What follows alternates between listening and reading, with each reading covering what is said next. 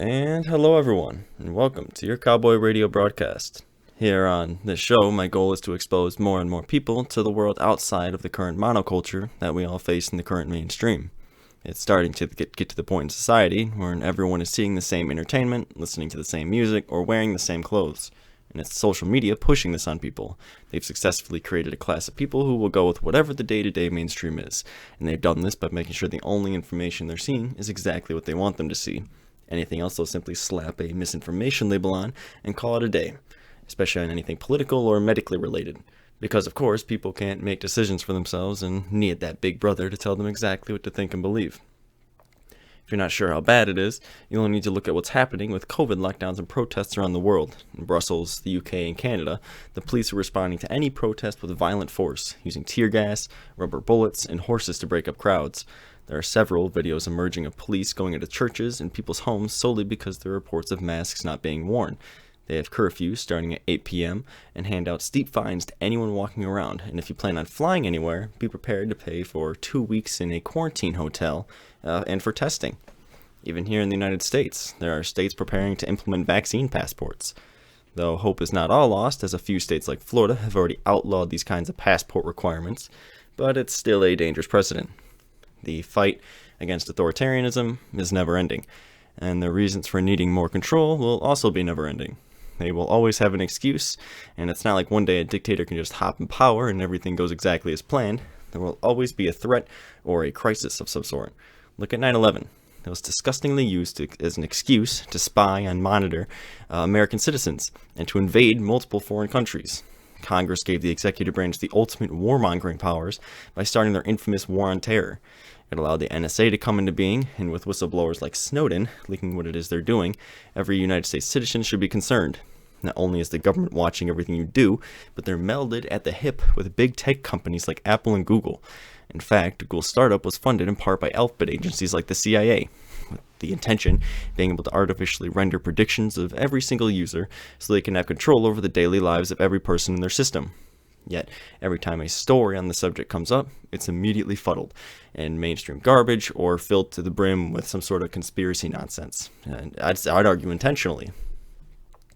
Now, we're looking at the point where in places of public discord, we can't even discuss the biggest issues concerning us right now. Try and go have a conversation about the COOF or about the border crisis. Generally, you can't without heavily censoring yourself to avoid algorithmic snuffing. That is, unless you spew the same narrative as the media and our politicians. Thankfully, here in the United States, we do have constitutional protections, so our government can't just jail us for opinions. Yet, though, when we look around the world, we see instances of individuals being arrested or charged for opposing the lockdowns, or for calling it out for what it is. An excuse by authoritarians to strip away liberties and conduct a transfer of wealth from the workers to the elites more massive than in any other time in history. Yet, how often do you hear about that? Not very often, if at all, if ever. And overseas, these people are jailed before they even get a chance to warn people. The fight is very real, and it's based on simple confidence. Most people are going to go along with what they see everyone else doing. Monkey see, monkey do. And if they're told to be scared, they'll be scared. With decades of institutionalized education, people are prepped and ready to be manipulated.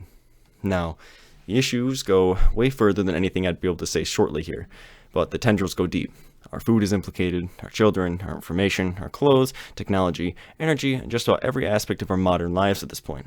The cities are especially vulnerable to things like surveillance and coercion. With thousands of people packed in like sardines, it's the perfect testing ground for social experiments and psyops alike from the government. Hell, back during MKUltra, there's instances of the government spraying subway tunnels with aerosolized acid to see what it would do.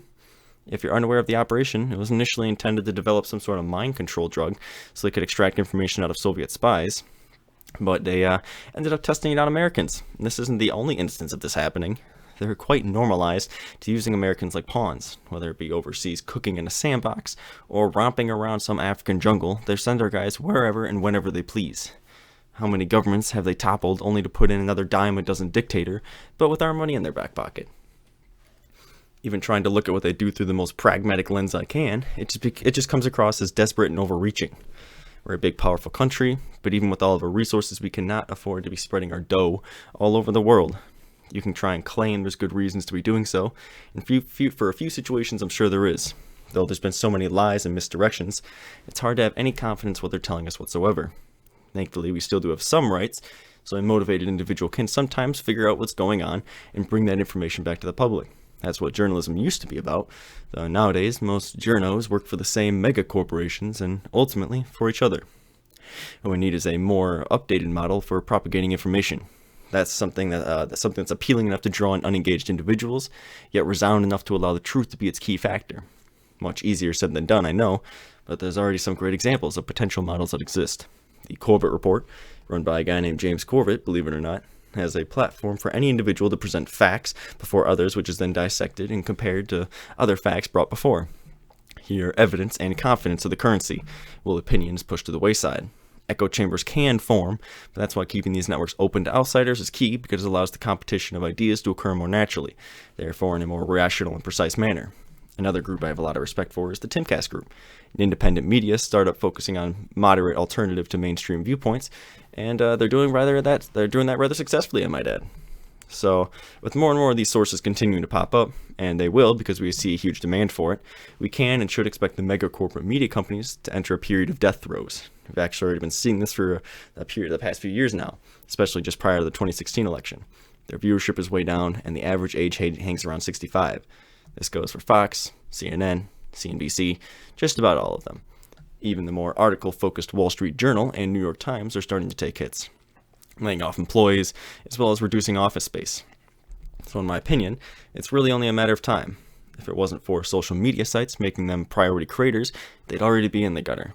So notice how throughout the past couple of years, on YouTube specifically, the front page is full of news. And who are the ones distributing this news? Not the independent creators that have given the sites its success, of course. Rather, we get the Huffington Post and The Hill. It gets even more hilarious when you click on the video and see it getting absolutely ratioed. So in response, of course, to YouTube is now deciding to get rid of like and dislike buttons altogether. An absolute outrage if you ask me. Might as well just take the U out of YouTube at this point. The worrying thing is that this is just one of the sites I'm more familiar with, yet I see similar behavior being copied throughout the interwebs. Success is driven solely on whether you're advertisement friendly or not. Otherwise, they want nothing to do with you. And in fact, we'll take steps to make sure others don't see your content. You won't get straight up banned, hopefully, though I may say that it's becoming a much more consistent theme. Most likely they'll just shadow ban you, meaning the chance of your stuff being seen through recommendations is next to zero, unless you search the title or are given a direct link. Why is this even important? Well, it's actually incredibly complicated and is something I myself am still working to break apart. Though I stand firm in the belief that information, along with how you process that information, helps determine your worldview. So one side of that coin is how and what information is being propagated. It's not required for the information to be strictly malicious either. Even helpful information requires a clean transmission from sender to receiver. The other, and probably the more important side, is how that information is translated. This is where my disgust with the current education system comes in, because their goals come nowhere close to making sure the next generation knows how to distinguish propaganda from fact. Yet they damn know well how to regurgitate the garbage information they're given, though only until the test is over, and then good luck getting anything else out of them. We as a public are only used to this because it's the same garbage system most of us went through. So even if we disagree with their logic, most people prefer to look back fondly, not realizing how much of their time was actually being wasted. That, my friend, is why I do the work that I do, because along with myself, we're underprepared for the events that are about to unfold, though that should hopefully make them rather interesting. Maybe we'll get some cool Fallout scenarios, am I right? Anyway, we'll continue to drive forward towards greener pastures here on the one and only Cowboy Radio broadcast. For now, peace.